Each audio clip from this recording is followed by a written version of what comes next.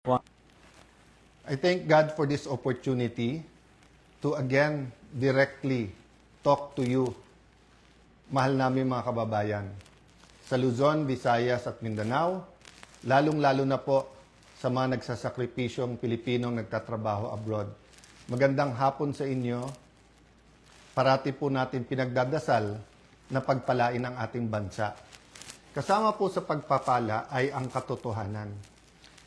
This verse, John 8:3-2, "Then you will know the truth, and the truth shall set you free." Madalas po ito makot, "The truth shall set you free." Yan po ay pwedeng gamitin sa spiritual, sa religious. It's a biblical principle, but it is also applicable to everyday life. For example, yung isang addict sa sugal man, sa drugs, pag hindi niya inamin sa sarili niya yung katotohanan na ako'y addict, na siya'y addicted sa drugs, for example, hindi siya masaset free. Hindi magkakaroon ng pagbabago. Lies continue to enslave us. Truth set us free. So today, I'm here to tell you some fundamental truths about what is happening in the Senate and in our country. Let me start with the May 11 change in leadership and also on the walkout by the minority. In both cases, may objective. Nung May 11, kaya pala nandun yung NBI, kaya pala pinapasok ng mga nasa majority noon at nasa minority ngayon, ayaw nila magkaroon ng palitan ng leadership. Ang sinabi nila na hindi katotohanan ay dahil daw to sa impeachment. Pero yung pala, ito'y tungkol sa maraming bagay, kasama po na magkaroon ng independent, impartial impeachment, but also, ayaw na magkaroon ng hearing sa Blue Ribbon na kung saan lalabas ang buong katotohanan. Marami pang ibang issue na sa mga susunod na araw ay pag-uusapan.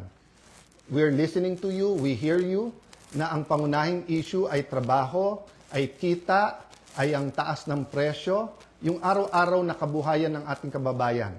Yan po ay pinakamalaking issue. Ang ating survival, spiritual, physical, financial survival is always a priority. Pareho din sa health po yun. Yun po ang speech ko noon. Na ang ating spiritual health, physical health, mental health, financial health ay napaka-importante at dapat we look at the bigger picture. Pero tignan nyo po, para siguraduhin na mapagsilbihan kayo ng bagong majority, we want to make sure that kahit anong gawin ng outside forces, maging administrasyon o yung 11, nandyan yung 13 or at the very least 12 para yung sinasabing subukan naman natin ito.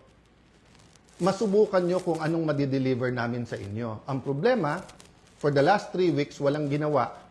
Kung hindi takutin kami, i-twist ang aming arm, operan ng kung ano-ano, para lumipat sa kanila. I'll go back to that later on. What's my point? You want an independent Senate. Our Constitution provides for the separation of power. Bakit separate? Because they are interdependent, but they are independent. Ibig sabihin po, one cannot survive without the other. Hindi naman po pwedeng walang judiciary. Hindi pwedeng walang executive department. Pero hindi naman po pwede po na executive department lang at puppets lang po ang nasa judiciary or in this case, the legislature. So nung nag-walk out po sila, ano sabi nila? Na utakan ang majority, na gamit ang rules ng minority. Ang sabi nila, master ang play ni Senator Tito Sotto dahil alam niya yung rules. Ayaw po nila na magkaroon ng online dahil sa bibig na rin nilang nanggaling. Sabi nga nila, ang isda sa bibig ng gagaling, may ikukulong daw. Bakit nila alam yung timing sa kulong? Sinabi ni Senator Jinggoy, hindi lang ngayon nangyari sa kanya yan, since February. Wala na daw kaso, pag siya po ay sumunod sa kanila. In this case, lumipat. So sabi ni Senator Jinggoy, sa susunod na kabanata na lang, sasabihin niya po or sa kanya niya sasabihin ko ano ebidensya niya kung sino-sino. Hindi hearsay sa akin to dahil napakinggan ko yung ilan nilang conversation. So alam ko for a fact na totoo na binabargain ang kanyang kaso, mabalik lang ang majority sa ngayon na 11 o minority. Kaya parati ko inuulit-ulit, huwag kayong magpa-11 sa 11. Sabi nila ngayon, paano na yan? 11-11 na. So, isi-simplify ko po ha. Ito po yung main message ko ngayon. Isi-simplify ko po ha. Main message na nakaugnay sa truth. Truth. Nag-walk out sila dahil ayaw po nila na makaboto yung ilan naming mga kasama. Yung po, sa kanila mismo nanggaling yon. Objective ng walk out nila, sila ang maging majority. So ngayon naman po na walang quorum at walang session yesterday and today, may kasamang mga protesta yon, protest against a puppet Senate na gusto nila. But it is also a parliamentary tool to ensure na tuloy ang Blue Ribbon hearing sa Thursday. Ulitin ko po ha, ginamit nila yung parliamentary tool na walk out para po hindi matuloy ang pag-change ng rules. So ngayon po ang majority, ginagamit din po ang rules sa tama, morally, legally, to ensure na hindi agawin ang mga committees para po matuloy ang hearing ng Blue Ribbon sa Thursday at ang iba't iba pang mga importanteng hearing sa bawat committee. Yes, you heard me right.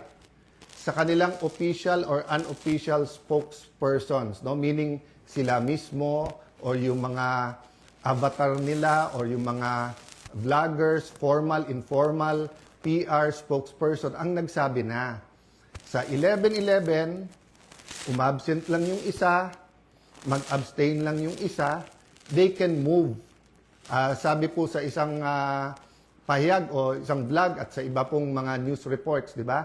Pwedeng maging lame duck Senate President, si Alan Cayetano. Taga-Tagig at Pateros po kami. Kahit lame duck, lumalaban pa rin. No? So, alam po namin plano nila. Ang plano nila, abangan, tanggalin ang mga committee sa legitimate majority. Why do I say legitimate majority? In a completely independent Senate, 13 is 13. Kahit nasa abroad, kahit fugitive, kahit na nakakulong. In a democracy, you cannot say, I love democracy. Tapos pag minority ka, gusto mo, ikaw masunod. Pag minority ka, you have a moral influence to try to influence the majority. But you cannot supplant your decision for the decision of the majority. We have the majority. 13 elected senators out of 24. Actually, 14 kami, na-pressure nila yung isa. In the future, I can show you paano siya tinakot and I can show you kasama talaga namin. Ang problema nga tinakot at ang pagpihit ngayon pagkakulong ni Senator Jinggoy ay ginagamit nilang panakot sa iba. Don't get me wrong, ha? I'm not blaming the Sandigan Bayan or the law or legal processes. I'm saying later on it will be revealed that they abused the Blue Ribbon Committee, they abused, di ba, yung paggamit sa investigation ng DOJ at Ombudsman. I won't go there right now because I want everyone to fully understand the situation. The situation now is that we want an independent impeachment. Magaganap po yan. Walang mga scheme, sinister plot.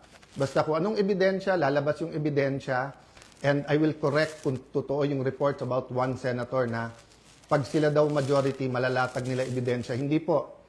Ang prosecution dapat ang lumatag ng ebidensya nila to convict. Ang defense ang dapat lumatag ng ebidensya nila para ma-acquit. Ang senator judges ay dapat mag-examine ng mga ebidensya. Okay? So, in accordance with the rules, and there are rules of evidence, so people will be able to judge us. So that's one important thing, the impeachment. The other important thing is yung ekonomiya natin, presyo. So in the next few days, we will be announcing to you the hard work that we're going to do in the different committees to help address inflation, to help address ang problema sa production sa agriculture, to help address yung mga walang pera sa pagpapagamot. After summer, pasukan. To help address the problems of K-12, to help address the problem ng mga gustong mag-aral, hindi makapag-aral. There are many, many other problems in between that. Sa kabuhayan, marami sa ating mga kababayan sa Middle East may problema sa trabaho or sa kita. Marami sa ating importers sa taas ng dolyar ngayon, nahihirapan. So napakaraming problema. But if we allow the flood control issue, the biggest corruption issue in our history, to go unchecked, let me throw you this question. Alam niyo na ba kung ano talaga ang scheme o scam sa flood control? Ilan ba talaga ang ghost? Ilan ang hindi ghost? Ilan ang substandard? Bulacan lang ba? O maraming lugar sa ating bansa? Senador lang ba? May congressman? May cabinet member ba? May mastermind ba o wala? Ano yung real numbers? Sa 1 trillion a year, sa 2023, 24, 25. Ano ba dyan ang tama? Ngayon ba? Wala na bang corruption ngayon sa infrastructure problems? Kamusta ang ating flood control? Pag umulan ba ng malakas ngayon, makakasiguro tayong hindi babaha? So, ang dami pong tanong. Hindi po ito masasagot kung wala tayong independent, impartial na hearing. May hearing ang ombudsman, may investigation at hearing ombudsman at DOJ. But what about the Blue Ribbon Committee? We gave Senator Lacson a chance. Napakatagal yon. Kayo na magkwenta ilang buwan o isang taon, di ba? So, Senator Marcoleta had one hearing. Pipigilan natin yon. Witnesses. Pag nandyan na yung witness, matetest natin. Kaya hindi ako nag-judge. Pag nakita ko sa press con, of course, I'm intrigued. Of course, I listen. I do a little bit of research. But until matesting yan sa cross-examination, dun pa lang ako maniniwala at ibabalandra ko po yan or isa side-by-side ko sa mga existing na ebidensya. So again, ulitin ko po ha, kailangan tignan po natin nangyayari sa Senado sa mas malaking konteksto ng katotohanan. Gusto ba natin na ang Senado ay maging kasangkapan, ay gamitin, no? Para ilabas ang totoo? O ito ay kasangkapan para itago ang totoo?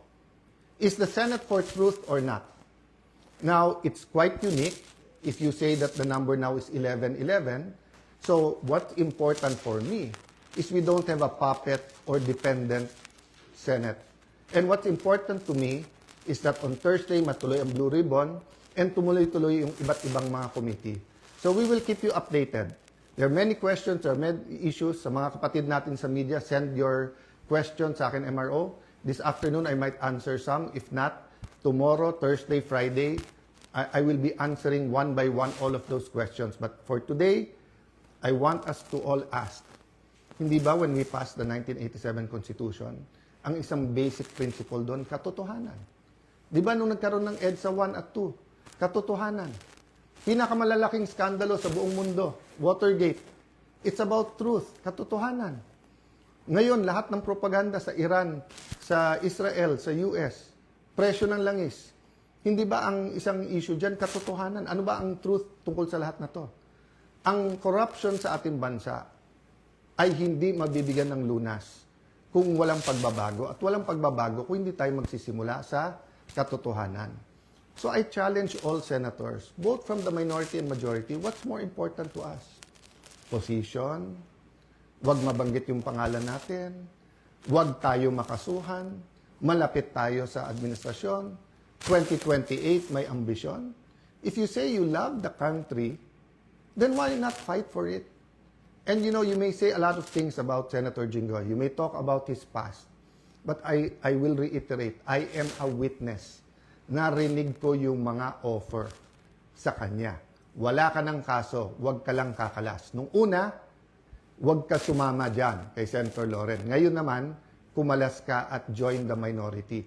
The minority senators knows this. So stop lying. You know this. Some of you are using it in talking to us. O, sabi ko naman sa inyo, no? Pumili tayo ng 13, I'm ready to go anytime, any day. Basta't may 13 na.